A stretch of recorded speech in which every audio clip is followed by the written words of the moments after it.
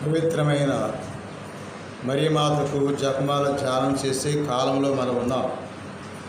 ఈ అక్టోబర్ నెల 12వ తారీఖు మరియమాత గొప్ప ధన్యురాలు అనే ప్రవచనం తెలియపరిచినటువంటి మహాభక్తురాలు యాజకుని భార్య ఎలిజబెత్ అమ్మ మరియమ్మ గారిని చాలా గొప్పగా ఎంచింది. ఆ సత్యాన్ని మనం ఎవరు ధన్యులంటే ఎవరు?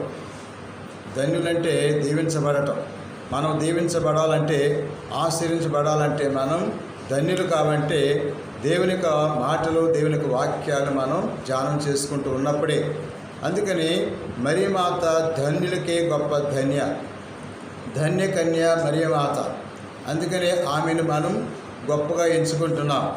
అందుకే లోక రక్షకుడిని మోసుకుంటూ వచ్చిన ఆ యొక్క నజరేతు నుండి ఐంకర్య గ్రామానికి ఎలిజబెత్ ఇంటికి వచ్చినప్పుడు ఆ ఎలిజబెత్ చెప్పిన మహా గొప్ప మాటను మనం ఈరోజు ధ్యానం చేసుకుందాం. అందుకని ఆ ధన్యత మనం కూడా ధన్యత పొందుతాం, మనం కూడా ధన్యులవుతాం.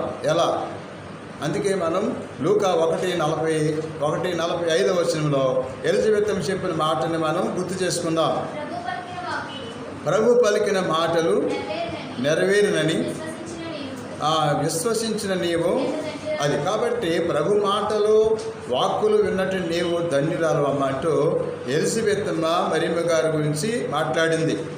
అందుకే మనం కూడా ధన్యులు కావాలంటే ఈ మరియమాత తల్లి లోకరక్షణ కని పెంచి లోకానికి రక్షణ ప్రసాదించడానికి యావే ప్రభు యెహోవా దేవుని యొక్క నియమ నిబంధనలకు శిరసావహించినటువంటి మరియ తల్లి లాగానే మనం ధన్యులు కావాలి. దేవుని స్తోత్రం, హల్లెలూయా. అయితే ఇటువంటి వారు ధన్యులవుతారు.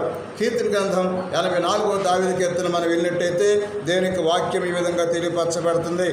కీర్తన గ్రంథంలో 84వ దావీదు కీర్తనలో మరి 4వ వచనంలో భక్తుడు అంటున్నాడు. దావీదు 84వ దావీదు కీర్తన 4వ వచనంలో, నీ మందిరం వసించుచు ఎల్లవేళలా నిన్ను స్తుతించేవారు ధన్యులు. దేవుని స్తోత్రం.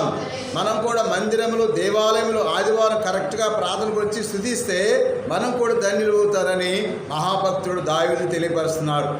కాబట్టి దావీదు ఎవరు? మరియమాతకి చెప్పాలంటే తాత ముత్తాత అంటారు కదా, చాలా దూరం వెళ్ళిపోవాలి. అటువంటి భక్తుని మాటని గుర్తు చేసుకుని మరియ తల్లి అలాగే స్తుతించింది, ప్రార్థించింది. దేవుని ధర్మశాస్త్రాన్ని దివారం ధ్యానం చేసిన మరి తల్లి లాగానే.